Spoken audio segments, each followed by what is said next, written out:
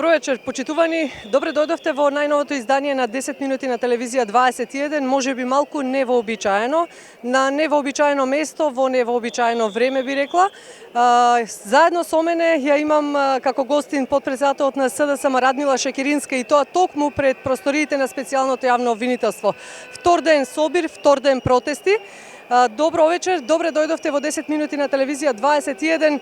До кога ќе траат ваквите протести, ваквите собири? Граѓаните доаѓаат да дадат поддршка на специјалното јавно обвинителство и едноставно да го искажат својот револт, како што велат на вчерашната одлука на шефот на државата Иванов за помилување на високи функционери и политичари. Ние не сме организатори на протестите, но од првиот момент кажавме дека ќе ги поддржиме сите оние кои што во Македонија ќе продолжат да се борат за правда, за ред, за поредок, за правна држава.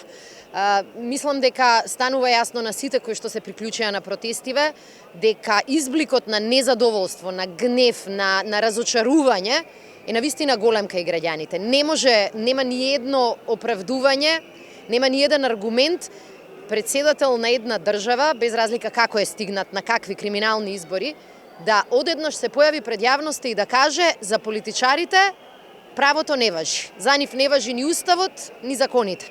Денеска во Македонија во затвор се наоѓа човек кој што украде 100 кебапчиња. А вчера Иванов кажа дека во затвор не смеа да одат луѓето кои украдоа повеќе од 100 милиони евра. Не е тоа правда. И заради тоа се граѓаните на улиците, и заради тоа и ние и граѓаните ќе продолжиме да бараме правда за криминалците, затвор, за оние кои не се огрешиле за правдата, чист образ и исчистено име. Еден ваш коментар или оценка, како дојде до ваквата одлука, до ваквата иницијатива на Иванов, иако претходно знаеме дека и тој самиот рече дека нема толку брзо да донесе таква одлука, без оглед на тоа што Уставниот суд пред известно време ја донесе истата? Тој тврдеше и дека нема да даде амнестија на никој што бил вклучен во изборни нерегуларности. Меѓутоа, зборот на Иванов изгледа тежи толку колку што тежи и самиот Иванов. Станува збор за одлука која сите нормални луѓе ги изненадува и сега можеме само да претпоставуваме на што е резултат таквата одлука. Според нашите проценки, очигледно е дека специјалното јавно обвинителство дошло многу блиску до Никола Груевски. Очигледно е дека истрагите една по една го зголемувале криминалното конто на првите луѓе околу нив. Фактот дека еден судија се одлучи да одреди мерка притвор им покажа на овие луѓе, оваа група, клика криминална на власт, дека правдата може и за нив да биде достижна, дека не се спасени, дека може ќе одговараат на вистина. И во тој случај тие во форма на очајници превзема и очајни действија. Ова што го гледаме сега од Иванов може да биде само потез на очајник, на луѓе кои што со двете раце се во криминал, а не сакаат никој да одговара за тој криминал. И затоа Иванов практично ги пере нивните валкани јалишта. Вчера ВМРО ДПМН соопшти дека и тие се шокирани, изненадени, малку на шега, како што велеа на времето, изненадени и увредени. Ама денеска имаа шанса да действуваат. Ние дадовме предлог за импичмент, покренување на одговорност на Ѓорги Иванов. Еве, минуваат часови, а ВМРО ДПМН не го поддржува тоа. Дали ова договор, некој начин договор меѓу Иванов и ВМРО ДПМН зад кулисно? Иванов е председател веќе 7 години. Ниту еднаш, дури и во најтешки моменти, не направи чекор надвор од однесувањето и политиката на ВМРО ДПМН. Тој кој што 7 години слугувал, нема преку ноќ да стане слободен човек. Ова што вчера го направи Иванов е само исплата на долгот кој што го има кон ВМРО ДПМН. Ако еден човек е избран на председателски избори на криминален начин, како што тврдеше специјалното јавно обвинителство со доказите во случајот Титаник, тогаш очигледно е дека денеска Иванов им враќа на оние кои незаконски го поставија за председател. Знаете, денеска се шират разни гласини, порталите, медиумите наголемо зборуваат и информираат за оваа ситуација, за оваа ново настаната ситуација, нова е во земјата. Како би бил излезот од ваквата ситуација? Вие веќе поднесовте и барате можност за импичмент. Собранието е распуштено. Каде води ова? Денеска Трајко Велјановски тврди дека пратениците веќе не се пратеници, ама тој се уште е председател на тие пратеници. Тоа е нелогично. Ако Трајко Велјановски има моќ и позиција да распише избори како председател на собранието. Ако има моќ и позиција уште да ни ги затвараат улиците кога поминува со обезбедување и службени коли, тогаш и тој е пратеник, ама и сите останати 122 пратеници исто така се уште се пратеници. Сметаме дека во вакви ситуации нема избор собранието. Мора да се свика, мора да покрене постапка за одговорност и отповикување на Иванов. Меѓутоа, паралелно со овој процес, мислам дека ќе стане јасно дека секоја од одлуките за помилување е практично незаконска. Вчера имавме прилика од неколку експерти да чуеме дека по неколку основи ова е незаконски. Но на крајот на криштата, овие луѓе 10 години владеат кршејќи ги законите. Ова нема да им биде ни прв, ни последен пат. Единственото вистинско решение е Македонија и на улици, и на протести, и секаде да се избори за фери демократски избори, на кои овие луѓе ќе бидат прво политички, а потоа и кривично казнати. Експертите, дел од експертската јавност денеска толкува дека ова е последен обид, меѓу другото, ако не може и не бива како, да ве седнат заедно на преговарачка маса во и онака тешката политичка ситуација, значи да разрешите нешто и да ги пролонгирате изборите кои што се закажани за 5 јуни. Големиот ризик кога ќе седнете на маса со криминалци е дека што и да потпишат, нивниот збор и нивниот потпис не вреди ништо. Договорот во Пржина беше добра рамка.